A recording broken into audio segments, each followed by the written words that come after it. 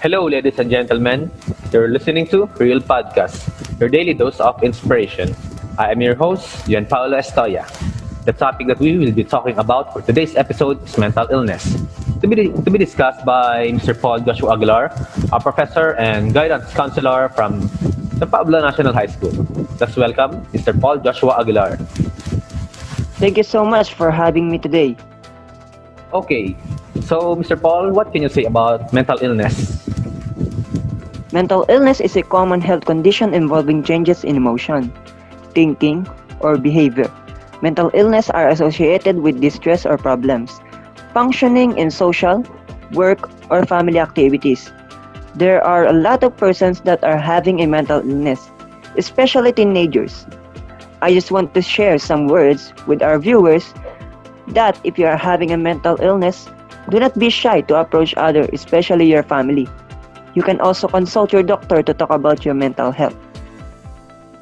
Thank you for the tips with regards on having on having a mental illness, Mr. Paul. So another You're question. welcome, Mr. Jen. Okay, so another question, sir. What causes depression? We all have days when we feel down, but those feelings usually pass without having too much impact on our lives. But if they last beyond a couple of weeks, or you feel as tough things are getting worse, it could be a sign that you are experiencing depression.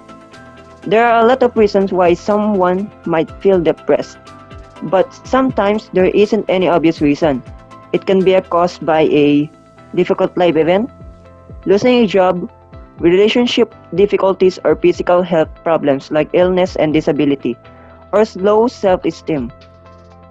Thank you, Mr. Paul. Do you have something else to say before we end this show? I therefore conclude that a lot of individual is having a mental illness, especially now that we are exposed to social media. It is also one factor that affects our mental health. I just want to say that every individual matters. Your mental health matters. You matter. It is important to know that you are not alone. Okay, so thank you for sharing us your knowledge, Mr. Paul. And also, thank you for joining us for this episode on Real Podcast. Make sure to follow us on our social media accounts so you will never miss a show. Don't forget to like and subscribe for upcoming videos. Be sure to tune in next week for our next episode. Remember, as Mr. Paul said, you are not alone. You matter. Again, I am your host, Gianpaolo Estoya from Real Podcast, your daily dose of inspiration.